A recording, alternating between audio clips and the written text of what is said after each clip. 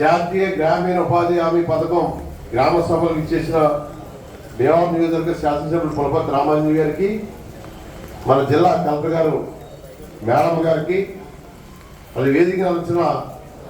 వివిధ శాఖల అధికారులకు, ప్రజాప్రతినిధులకు, గ్రామ ప్రజలకు అందరికీ కూడా ముందుగా నమస్కారం తెలియజేస్తున్నాను. రాష్ట్ర ముఖ్యమంత్రి నారా చంద్రబాబు నాయుడు గారు క్యాబినెట్ ఏర్పడిన తర్వాత నాడు మహాత్మా గాంధీ గారు కన్న కలలు గ్రామ పంచాయతీలే దేశానికి పట్టుకోమని ఒక నినాదాన్ని చక్కగా అమలు చేసిన ముఖ్యమంత్రి ఎవరు ఉన్నారంటే అది నారా చంద్రబాబు నాయుడు గారి సందర్భంగా తెలియజేస్తున్నారు. గతంలో 5 సంవత్సరాలు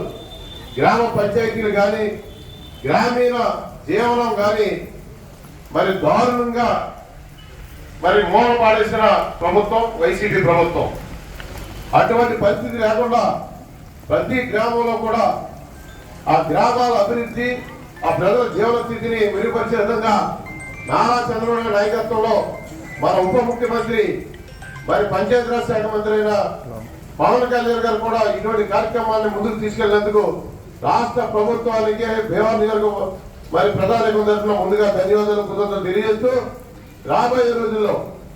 మరి జాతీయ గ్రామీణ ఉపాధి హామీ పథకాన్ని పనిచేస్తున్న మరి పని దినాలు పెంచాలని కలెక్టర్ ద్వారా మేము విన్నవిస్తున్నాం.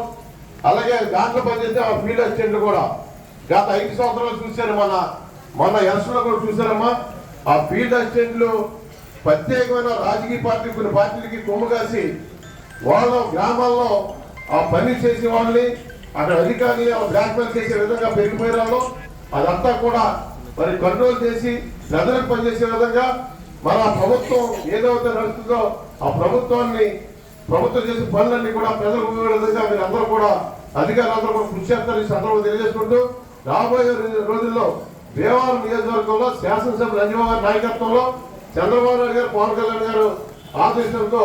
అన్ని గ్రామాలకు కూడా అన్ని రోడ్లు కానీ, త్రాగునీరు కానీ, డ్రైనేజీ కానీ, అలాగే వైద్యం కానీ, విద్య కానీ అన్ని కూడా ప్రథమ స్థానంలో ఉండే విధంగా మరి కలెక్టర్ గారు కూడా శాసనసభ్యుల వారికి సహకరించి ఆంధ్రప్రదేశ్ ప్రభుత్వంలో ఆంధ్రప్రదేశ్ 170 నియోజకవర్గాల్లో భీమవరం నియోజకవర్గం అగ్రగామంలో ఉండే విధంగా మనందరూ కృషి అని చెప్పి సందర్భంగా తెలియజేసుకుంటూ, ఈ రోజు ఈ పెద్ద కార్యక్రమం మమ్మల్ని భాగస్వామ్యం అందరికీ కూడా మరి ధన్యవాదాలు కృతజ్ఞతలు తెలియజేసుకుంటూ జై హింద్.